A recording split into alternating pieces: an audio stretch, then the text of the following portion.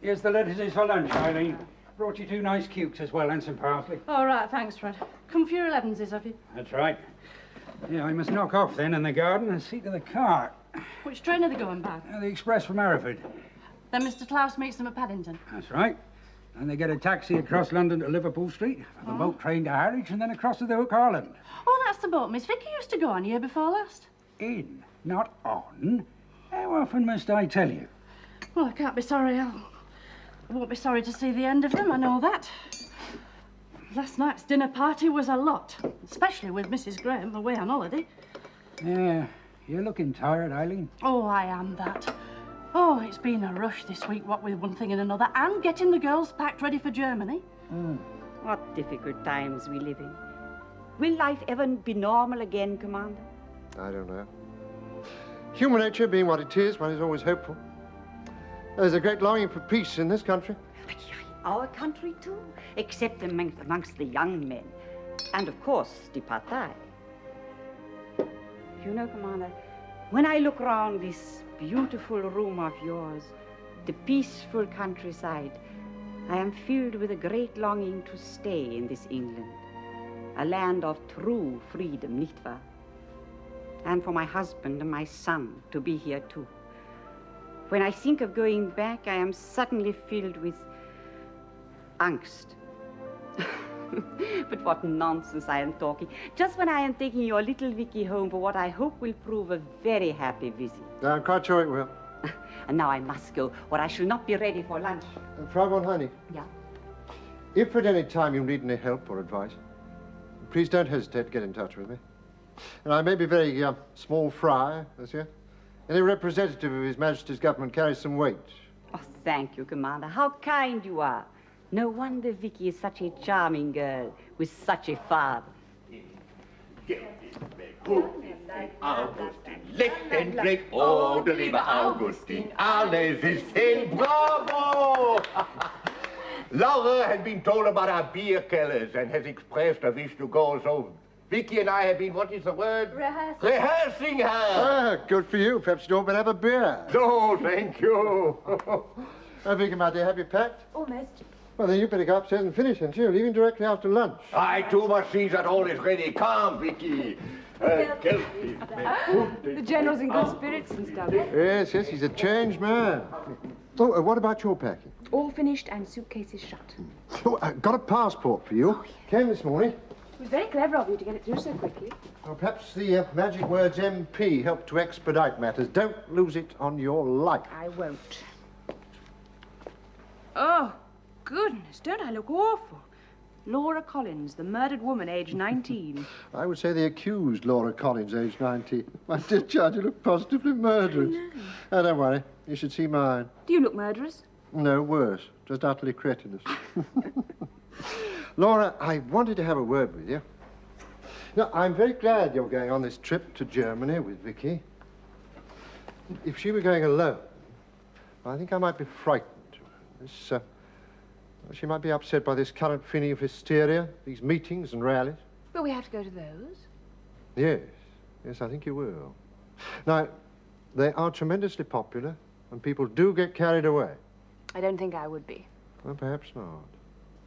But keep an eye on yourself. See that Vicky stays on an even keel, will you? Of course I will. Good girl. And now, there's just one other thing, if I may. Have you made it up with Peter? Oh. How did you know? Oh, Mrs. Cartland guessed. Said he came home last Sunday looking very depressed when he should have been playing tennis. Didn't say a word to her, but she thought you must have had a mother and father of a row. Yes, we did. At least, I flew at him and told him to get out. May I ask what it was about? Nothing. Absolutely nothing. Except that he was rude to Vicky and I lost my temper. Anyhow, we've made it up now. We had a lovely evening together yesterday and I actually told Peter I was sorry. Well, I'm glad. He's a bit inclined to jump in the deep end, but he's a nice chap. And he really wasn't very well treated by my eldest daughter. So perhaps my honorary daughter could be especially nice to him? She will be. Good. Oh, good heavens, look at the time. Look, we'd better have some lunch. We're all going to miss this train. Would you go up and tell the others? Yes, of course.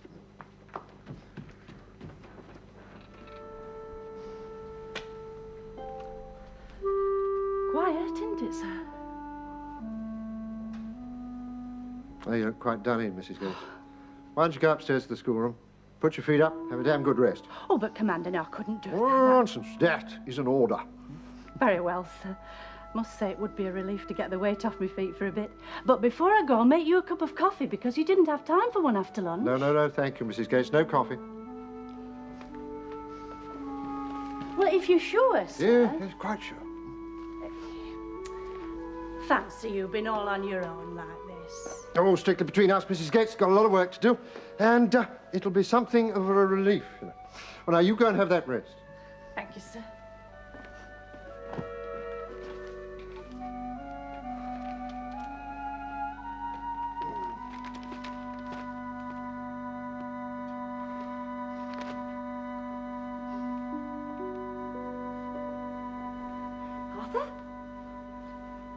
Rosie, my dear, I didn't hear the car. No, for the simple reason that I walked across the fields. Did you know that your telephone's out of order? No, I didn't. Mrs. Barkworth says it's permanently engaged, so I told her to report it, and I walked over. Well, delighted that you came. Do sit down. I saw your car at the end of the drive. The girls waved. They looked very happy and excited. Oh, they are. But I didn't come to tell you that. No, I didn't suppose you did. Why, Well, I take the News Chronicle as well as the Times. So? Well, aren't you appalled by that rather nasty piece of parliamentary gossip? I haven't got the remotest idea what you're talking Oh, about. Arthur, may I? Yes, of course.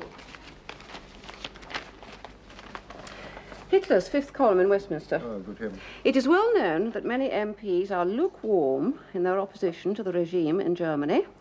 It is not so well known that some of them are apparently actively pro-Nazi, judging by their speeches and their German connections.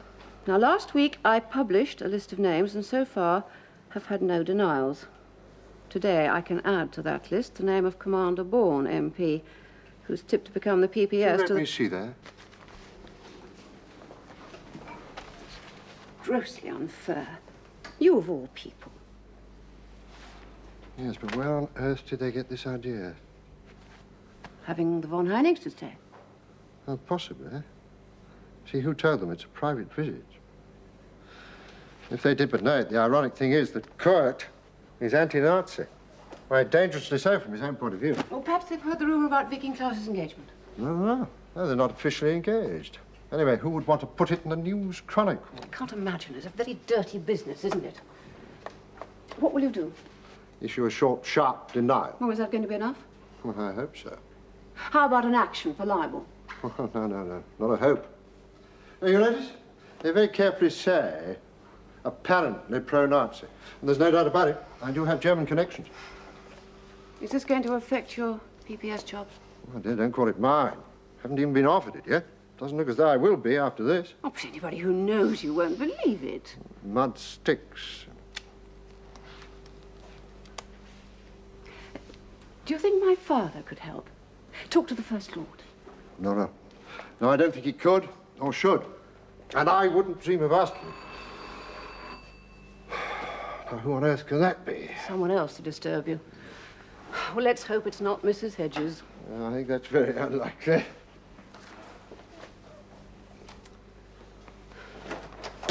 Oh, good heavens, Geoffrey. I'm sorry to drop in on you like this, but my secretary's been trying to get you and your telephones out of order. I'm on my way to London. I have a meeting with Mr. Oliver Stanley at the Board of Trade. I think I'd like to see you first. Argument? Yes, just sure. I warn you, I'm not alone. Geoffrey. Rosie. According to Peter, you're on your way to London to see the dentist. Oh, that's next week. I'm sorry, I'd never come if I'd known. The King's Proctor. Oh, yes, there he is, sitting in the coal scuttle. Well, shut up, Rosie. Not the King's Proctor we should be worrying about. It's somebody putting it about that you two have been meeting. Why, that could mean collusion. Well, I'd better go. I'll call you tonight, Arthur. No, Geoffrey, do wait. It's about that bit of the newspaper about Arthur, isn't it? Yes, what else? Well, I mean, he needn't worry about the servants here, need he? Oh, Mrs. Gates is upstairs having a rest. Gates has gone into Horbury. So, tell us what you think. Well, I think it's appalling, just when Arthur's parliamentary career is just getting off the ground so nicely. Mark you, there's no truth in it, but, well, rumour can be a very ugly weapon. I think the sooner Arthur's name comes up that list, the better. Well, obviously, but can you do anything to help? Well, I hope so, yes. I'll speak to Oliver Stanley about it. Perhaps he can put things right with the whips and even the PM. Now, that's a good idea. Well, no, is it? I wonder. You see, I'm afraid this is all so totally unexpected. It's also totally unwarranted, Arthur. Something must be done about it. Here. Well, I intend to see that something is done about it. Ah, so it's Mendy. Hello? Yes? Oh, would you hold on for a moment, please? It's a call about this very business. Would you mind if I take it from the study? Oh, thank you so much.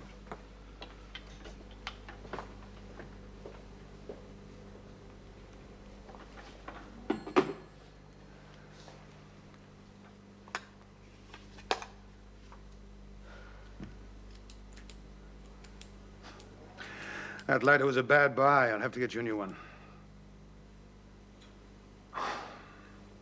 I'm sorry.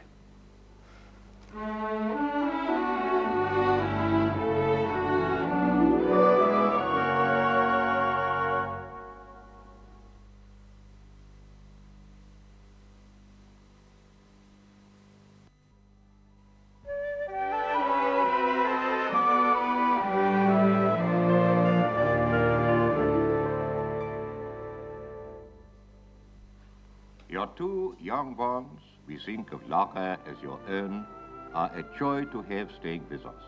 They are constantly out and about, concerts, museums, picnics, and theaters. Laura has been breaking hearts at my riding school. My wife and I have been observing Klaus and Vicky. There is a deep love between them despite their youth. On Saturday, Klaus has seats for the party rally at the stadium here. They are going in a party of 6. Again, our thanks to you, my dear Arthur.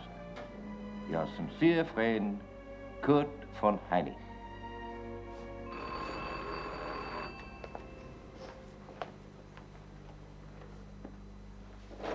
Am I too early? Punctual as ever. And I must say, you're looking very charming. Thank you. What time is the lunch? Lunch is at 1, fete starts at 3. Oh, I wonder, could you do this for me? And a little later on, I'm going to inflict my speech on you. Surely you're not nervous. Yes, I am. Local do like this, infinitely worse than speaking in the House to a few dozen members, most of whom are half asleep. Oh, nonsense. I'm sure it'll be a great success. Oh, well. We still have a few minutes. The trouble is, this whispering campaign hasn't died down yet. I rang the chairman of the Conservative Association, suggested he get somebody else to open the fete, but he said he'd never heard so much nonsense in his life. I should think so. Still, it is hateful for you. Have you got any more news about the job? The PPS thing? Oh, nothing at all. It's all in abeyance. And my own feeling is that unless this lie is scotched, there's no possibility of my taking the job. Particularly after that follow-up article earlier this week. Oh, that was monstrous. Surely now you could sue for libel. What libel? See, everything they say is true. Girls are staying in Germany. Vicky is in love with young Klaus. Helen and Anne, they did die there. No, I have friends in Germany, and I don't deny it. Spent some very happy times there. The only thing that is untrue is the inference that I'm actively pro-Nazi. And I have already denied that. It's all very difficult. Oh, did you see yesterday's Times? The letter Geoffrey wrote about you. Will it help? I fear not. No, it's a very good letter, a very loyal one. But it will only fan the flames. Qui s'excuse, s'accuse. That's exactly what my father said when I rang him last night. I wish I could have stopped Geoffrey. The sad thing is, he was only trying to help. Obviously. But I'm afraid it hasn't. The trouble with these whispering campaigns is that once they start, there are too many people prepared to believe in them. Have you spoken to the Chief Whip? Yes, he's not too worried about it. Obviously, he hopes the papers won't blow it up anymore. Still, I think the PPS job is off. It's damnable for you. Oh, come on, Rosie. We must stop worrying about it. Okay, I'll just get my things together. Well, I had a letter from the General this morning. Girls are enjoying themselves. Oh, so I hear.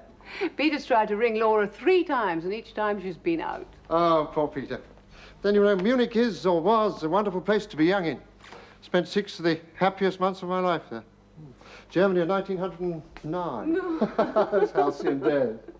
You know, I once fell in love with a German girl. Asked her to marry me. And why didn't you? Well, I came back to England. Went down to Eton for the 4th of June. I suddenly discovered that my housemaster's daughter was the only woman that I could ever marry. I wish you'd known Helen then. She's very beautiful.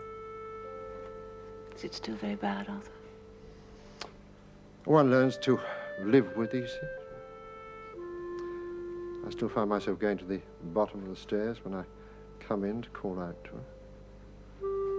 Of course, I realise she's not there anymore. No, the elections helped, you know, all this pro-Nazi nonsense. One finds oneself worrying about the present instead of regretting the past. Added to that, got a very kind and helpful neighbour who puts up with a very great deal. Nonsense. And who's now going to have a very large drink to give her Dutch courage to listen to a very short, boring speech.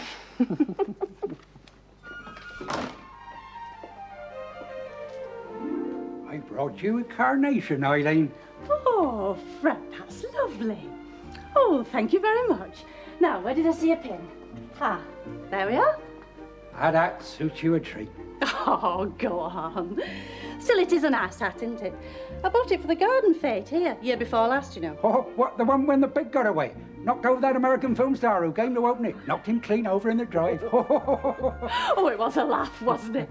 Now, where are my gloves? Oh, stop fussing, girl. Mr. Parsons will be here any minute now. He's always punctual.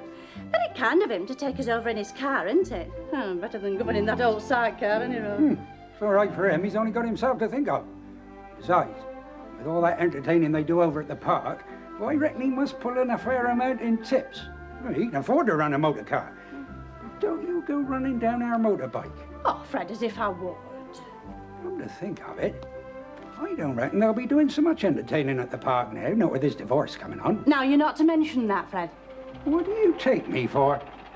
Oh, that'll be Mr. Parsons coming now. Oh. Is the kettle on the boil? Yes, and I've wetted the pot. Oh, good afternoon, Mr. Gates. Good afternoon, Mr. Parsons. Everyone come in. Oh, yes, thank you. Oh. Good afternoon, Mr. Parsons. Good afternoon, Mrs. Gates. Oh, this is ever so kind of you. Oh, not at all. A cup of tea before we start. Oh, yes, that'd be very nice. Cream or milk, Mr. Parsons, and sugar? Cream, please, and 2 lumps. Fred and I were just saying it's very kind of you to give us a lift over. Oh, it's a pleasure, Mrs. Gates. I suppose that Madam and Commander Bourne have already left. Yeah, they went about 12:30. Oh, yes, they were to lunch with the Lord Lieutenant before the fete. Yes, did you see the Westcombe Gazette yesterday? More nonsense about the Commander. Mrs. Cartland was quite upset. Well, as long as they all know it is nonsense. Down here, we all know the commander. Exactly. And a more patriotic man never lived. Yes, we know that. But up in London, they don't know that. I think it's terrible, Fred. Don't make a big thing about it, Eileen. Well, are you upset over it? Have you heard from your young ladies, Mrs. Gates? Oh, yes. Yes, we had postcards from both of them this morning. By the dresser. Get them, Fred. If you ask me, they never should have gone, not once those rumours got into the newspaper. I'm not sure that I altogether agree with that. After all the arrangements had been made, and to put them off might have caused more gossip. Still, I understand that Miss Vicky has an arrangement with that young German. Oh, yes, yes, she has. Yeah, and don't you go believing all Mr. Peter tells you. He's a nice young man, is that young Mr. Klaus, even if he is a German. Yes, so long as that's all he is. Just look at that huge stadium, Mr. Parsons. Yeah, very imposing. In Berlin, that is. Yes, built for the Olympic Games last year, you know. And now that Adolf Hitler's using it for all his meetings and his rallies. Yes, I read in the Empire News that at some of those rallies there are as many as 100,000 people. Oh, just fancy that. And Miss Vicky's going to one of those in Munich this very afternoon. Oh, I do hope she'll be all right, because she hates a lot of noise and crowds. That's good. I blame myself. It was too much for you. I'm sorry, Klaus, darling. I've never been very good at crowds. I shouldn't have gone. It was stupid of me to go. It was stupid of me to take you. Listen to us blaming ourselves. Oh, Klaus, I do love you. And are you, my Vicky? It's been so wonderful having you here. You are enjoying it. Of course I am. Being with you and going to the lovely concerts, and your parents have been so sweet to me. It's just that Tell me, please. this afternoon at the stadium, I was frightened. There was something terrifying. All those black and red Nazi banners and those thousands of young men all shouting in unison in such a disciplined sort of way. I felt they would do anything they were asked, however horrible. They'd simply obey. Am I right about this? We Germans are a very disciplined race, you know. But I hope you do not think I would do anything horrible just because I was told to. No, I know you wouldn't, Klaus. But your friend, Heinrich, the one who came with us to the theatre, Laura says he's quite bewitched by Herr Hitler. Are you, Klaus? Not bewitched, but he is our Führer, our country's savior, and a very, very great man. How strange. To me, he's a funny little man with a bit of a tummy and dead-looking eyes. They say he's got a wonderful smile, but he didn't smile once today. He just screamed and ranted. And all those people with him, well, Daddy would call them second-rate. Oh, Vicky, I beg you, do not say such things in public. There's no one here. Walls have ears, my Vicky. Well, let's hope the walls don't speak English. I feel better now, thanks to that horrible brandy. Do you want to go back to the rally? No, it will be soon over now. The ending is very noisy indeed. You would not like it. Fortunately, this place is quiet. I feel so selfish. Laura loves big, noisy places. Laura is, how do you say it, a black horse? You mean a dark horse? That is it. In what way?